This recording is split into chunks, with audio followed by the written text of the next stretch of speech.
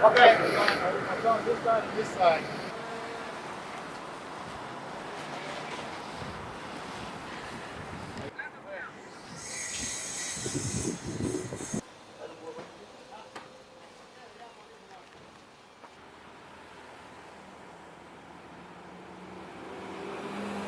That's trying to, sell this building. Make believe you own this building, you need to sell it. You want to show everybody how, how vast it is, how big it is. So we're over here at my job site, developing this great big condo community here in Long Island City.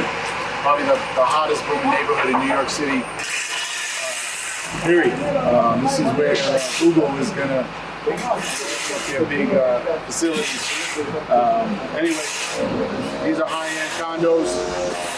We've got some great city skyline views. In the heart of Long Island City, this is where it's at. Bustling and great restaurants, great new communities. It's the congestion of Manhattan.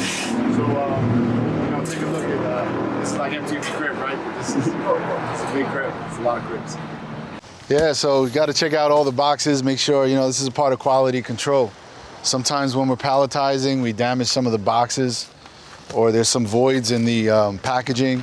And this is all important because when it arrives to the destination, you don't want a bunch of broken merchandise. And then it comes back to you. And then you lose money. And we try to avoid that.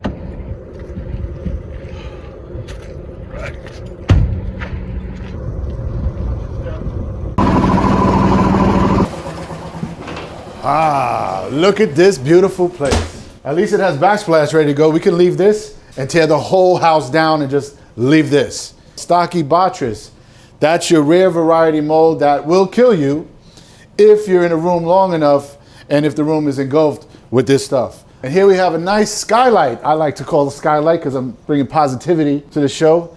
Clearly it's not a skylight. Clearly there was water damage coming from the pipe right above here. There's looks like some kind of a pipe misfunction here. Look at the charming, rustic. This is what realtors try to call like really crappy floors. They say, it's rustic and charming, but it's crappy. Gut it out. It's plumbing from the kitchen in your bedroom. So if you need to take a little enema, you could do it right here. And that's that. What else we got here? Oh, we got some stippling of mold and water damage. It's kind of artistic if you look at it close enough. It's got some nice veining. Definitely gutting all this out. We got the nice, ugly ceiling fan. Eyesores of a radiator with probably lead paint. Here we have the lovely bathroom. Ugly non-subway tiles that cost 30 cents a square foot. Vanity for some reason. I don't even know what that is. I thought somebody left something for us. It's just, it hasn't been used in a while. A ceiling tile that covered up everything. This is what you do when you're a slumlord. All through air conditioner. Gotta get rid of this. These are inefficient. Some central air and heat in this place. Penicillium mold. This is your garden variety. It's more green, appetizing, popcorn. Don't see the hole from this side, but outside there was definitely some access from a little critter of some sort. Clunky old radiator in the way. We're getting rid of these. This is actually not wood. This is wallpaper. You can see wall paneling. This is like the good old 1980s. Ready, there was a kitchen here, which is totally gone. Nice stand-up shower in here. I can fit both my hands in here. I'm gonna push it over several feet so you have a normal sized bedroom. So this is old school acoustical tile. Sometimes it's asbestos, so we always have to test it before we touch it. So everything has to be gutted, but properly. And we gotta protect our workers too. So you got tons of water damage in here. Bath in here if you'd like, You got some great height here. So that's what I like about this second floor. All right, this is where it all happens, people. A great main bedroom. I might consider even ripping out these ceiling beams and giving it that nice cathedral ceiling. We can Airbnb it. Snooze, you lose. All right? And a lot of people snoozed on this one. Why? Because it's a total wreck.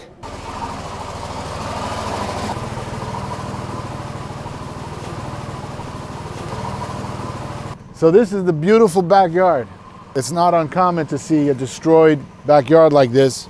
There's, 4 or 5 feet of water like here. When you're good in life, you get good back. Because as soon as I got this property next door went for auction. Silent auction. Huge sprawling backyard. I don't want to talk too loud because that would be gloating and the neighbors might throw a shoe at me. But this whole property here. So I'm going to get rid of this fence. I'm gonna make a driveway back there. Look at this big clunky old oil tank. So a lot of people still have oil and they gotta get rid of it. I mean, these are not only they're an eyesore to your yard, but they're a liability. So oil tanks cause puffbacks in your house. These are little mini explosions that just put black soot all over your house. Sometimes they put it really lightly, you don't even see it. All right, so come on, let's go. The best amenity to this house is the train station. 5 minutes to the airport, you're in a plane, boom. This will get you to the city in probably a half hour to 40 minutes, okay? What's better than that? So this is our little R&D quadrant. We're doing our little research and development on the batteries for the sprayer. So we've been trying every battery under the sun, and we're really trying to give our customers the longest lasting battery. And so we literally every day we try out new batteries. Once we find a battery that outdoes another one, we try to swap it out and then do a large order. So we basically just throw it in the sprayer, let it run till it dies, we time it, and just make sure it's efficient, it's effective. Every day we're researching something, whether it's a battery life, new accessories for the sprayer. So organization is a factor in being organized, and to be completely honest, it's a big mess because we're growing faster than we can get organized. The main important part of this is that the customer gets the right product. We test it out, we do quality control, but we're selling them so fast that we have no kind of real organization here. It's just, I don't know if you want to take a quick look around, but there's like boxes everywhere. It's just bananas. And all these are basically parts or components that we put all the sprayers together, because we don't get them fully done. We actually have to add components and parts, and I don't know if you see here, I mean, it's just nuts. So yeah, this is a recent improvement to the backpack system. Watch your step. So we recently had these made, which is a really amazing backpack system because it completely equalizes the weight. I mean, when people are wearing these things all day, it's like it gets heavy. And don't forget they're putting some gallons. So this is like, you can climb a mountain with this thing. You throw on the chest harness. I got quarantine 15, so I'm gonna have a little trouble here. All right, I gotta get, yeah, here we go. So yeah, so this keeps your back really, upright, straight. And this is a huge improvement because there's no sprayer on the market that has a full harness like this that fully equalizes the weight. And little things like this are very important because we don't want to give away, give people back injuries.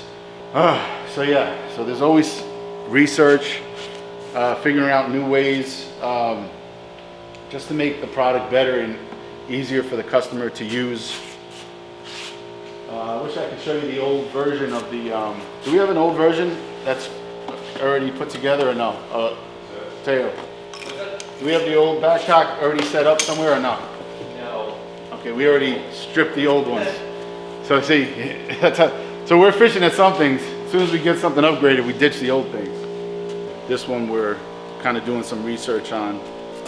Basically it's cordless, it's more portable.